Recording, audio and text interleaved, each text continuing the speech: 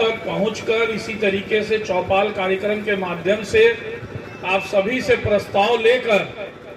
किस तरीके से क्षेत्र में विकास हो, इसकी सदैव हमें चिंता रहती है और आगे भी हमारा प्रयास होगा कि किस तरीके से विकास कार्य होते रहे। आप सभी के आशीर्वाद से 2022 में एक बड़ा परिवर्तन हुआ और जो नौतनवा जिसकी पहचान पूरे उत्तर प्रदेश में गुंडे माफियाओं से की जाती थी, वहां पे एक बड़ा और ऐतिहासिक परिवर्तन आप लोगों ने करते हुए यहाँ के बाहुबली और धनवलियों को यह समझा दिया कि अब यहाँ पर वही विधायक रहेगा जिसको आपका आशीर्वाद मिलेगा, और आपने अपना आशीर्वाद देके बड़े से बड़े बाहुबली और माफियाओं को दरकिनार करके अपने ही बीच के एक सामान्य परिवार के लड़के को विधानसभा में भेज के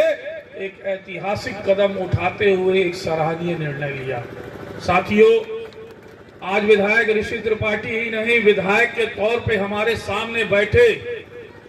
सभी हमारे साथी हैं और आज इसी का आप परिणाम देख रहे होंगे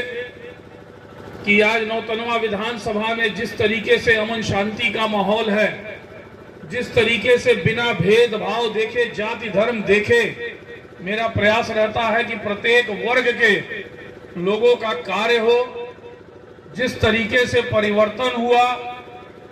गुंडे माफियाओं के गुर्गे जो जमीन कब्जा, दुकान प्लाट कब्जा करते थे, लोगों को परेशान करते थे, जो साथ में नहीं रहता था उसको थाना पुलिस के माध्यम से उत्पीड़न कराने का कार्य, फर्जी मुकदमों में फंसाने का कार्य निरंतर इन लोगों ने एक कार्य बना रखा था, लोगों को डरा धमका के अपने पक्ष में लेने के लिए। ऐसा इसलिए ये करते थे जिससे विकास की बात ही ना कोई कर सके। जब व्यक्ति अपने में ही उलझा रहता था, थाना पुलिस में ही दिन भर वो परेशान रहता था, उसकी जमीन कब्जा हुई रहती थी, उसी को छुड़ाने के लिए परेशान रहता था, तो क्या विकास हो ना हो इससे उसका कोई वास्ता ही नहीं रह जाता था और ना ही वो जनप्रतिनिधि के पास इस बात को लेके जाता था। लेकिन 2022 के बाद एक बड़ा परिवर्तन हुआ है और आप सभी ये सब महसूस भी कर रहे होंगे कि निश्चित तौर पे आज आपके भी ग्राम सभा में किसी को ये जरूरत नहीं है कि अगर विधायक से मिलना है तो कोई व्यक्ति विशेष का नाम हो जिसको लेके जाना पड़ेगा। बिचौलियों और ठेकेदारों का कार्य हमने समाप्त कर दिया। आप सभी से सीधा संवाद करके मेरा प्रयास होता है कि जो कार्य आप दें वो सीधे आपके दिए कार्य को मैं पूरा करने का प्रयास करता हूं। साथियों, आगे भी हमारा प्रयास रहेगा। निश्चित तौर पे आपने देखा होगा, अभी हाल ही में हमसे सभी ने मांग की थी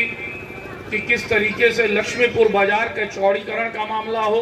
उसको हमने सदन में उठाने का कार्य किया। बहुत से ऐसे कार्य हैं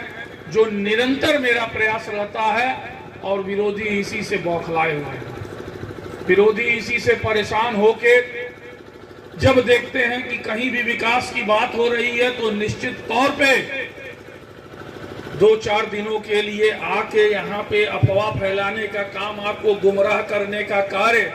करके फिर यहाँ से पिकनिक मना के गायब हो जाने का कार्य करते हैं और फिर उनको महीनों आप देख नहीं सकते हैं। तो ऐसे लोगों से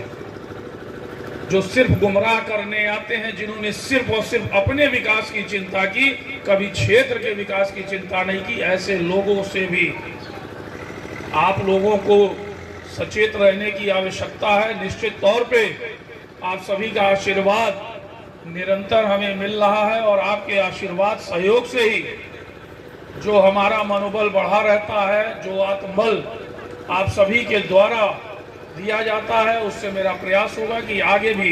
विकास के क्षेत्र में इसी तरह मैं कार्य करता रहूं। इन्हीं बातों के साथ आप सभी का बहुत बहुत धन्यवाद, बहुत बहुत